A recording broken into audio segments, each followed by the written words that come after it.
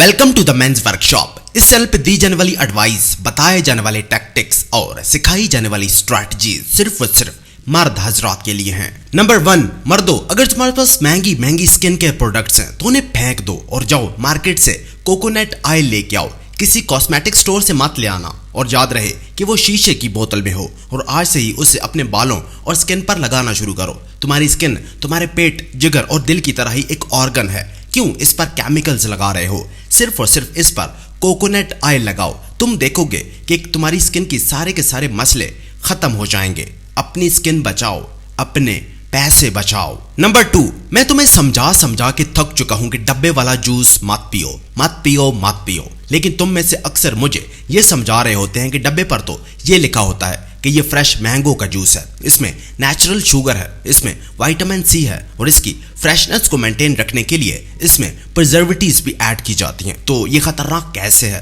ठीक है भाई, तुम सियाने हो, तुम जीनियस हो, मैं तुमसे झूठ बोलता हूं। नंबर 3, मर्दों, अगर तुम्हारे होंठ काले हैं तो सबसे पहले सिगरेट छोड़ दो। और अगर तुम सिगरेट नहीं पीते और तुम्हें लगता है कि उनकी रंगत बगैर किसी वजह के काली हो गई है, तो ऐसा नहीं है। जो भी तुम खाते हो तुम्हारे चेहरे पर दिखाई देता है। तुम्हारे काले होंठों के पीछे वजह यह है कि तुम्हारी खुराक ठीक नहीं है। अपनी खुराक ठीक करो। अपनी डाइट में विटामिन डी, विटामिन ई और ओमेगा 3 फैटी एसिड शामिल करो। ये न्यूट्रिएंट्स तुम्हारे झुलसे हुए काले स्याह होंठों की असली रंगत वापस ले आएंगे।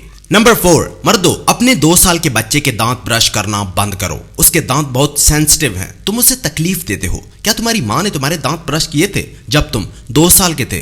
खुदारा उसके मुंह को अकेला छोड़ दो। नंबर 5, मर्दों, मैं बार बार तुम्हें अपनी सेहत का ख्याल रखने के लिए इसलिए कहता हूं क्योंकि तुम में से अक्सर लोग किसी अपने की बीमारी की तकलीफ नहीं जानते। तुम में से बहुत सारे मर्द अभी नाबालिग लड़के हैं जो अभी तक अपनी माँ के पैसों पर जी रहे हैं, जिन्होंने अभी तक हॉस्पिटल्स के महंगे महंगे बिल्स पे नहीं किए, जिन्होंने अपने पेरेंट्स की केमोथेरेपी और डायलिसिस होते नहीं देखे। ये बहुत दर्दनाक अमल होता है। मैं ऐसी फैमिलीज को जानता हूं जो अपनी कमाई का 40% हिस्सा हॉस्पिटल्स के बिल्स पे करने में लगा देता है। अपनी सेहत का ख्याल रखो। तुम्हारी ये सेहत बहुत कीमती तोहफा है, इसे बेकार मत समझो। नंबर 6, जब मैं 18 साल का था तो हम बटेर का शिकार करते थे, फिर इसे फ्राई करके खाते थे। मर्दों, तुम भी बटेर खाओ क्योंकि इसमें हाई क्वालिटी प्रोटीन होता है जो तुम्हारे मसल ग्रो करेगा, तुम्हारा वेट कंट्रोल करेगा, ये तुम्हारे मेटाबॉलिज्म को बूस्ट करेगा क्योंकि इसको हजम करने के लिए बहुत ज्यादा कैलोरीज चाहिए होती हैं। ये तुम्हारी बॉडी के डैमेज टिश्यूज को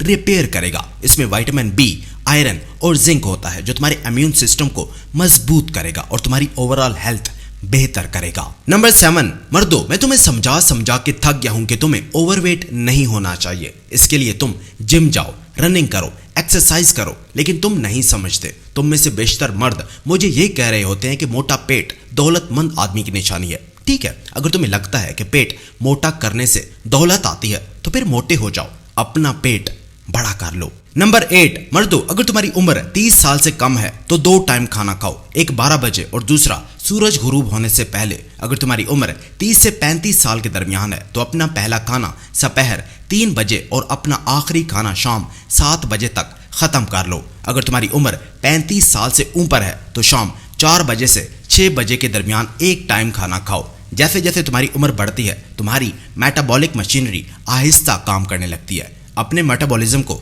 जरूरत से ज्यादा भरना बंद करो। ज्यादातर लोग सिर्फ बोरियत खत्म करने के लिए ही 3 टाइम खाना खाते हैं। नंबर 9, एक इंटरनेशनल हॉस्पिटल में बच्चों के कैंसर की एक तरबियती वर्कशॉप मुनक्किद हुई। यह तकरीब fried food, soft drinks, white breads, hot dogs और सॉसेजेस से भरी हुई थी। ये सारी कैंसर की वजह बनने वाली चीजें वो डॉक्टर्स खा रहे थे जिन्होंने कैंसर में मुब्तला बच्चों का इलाज करना था।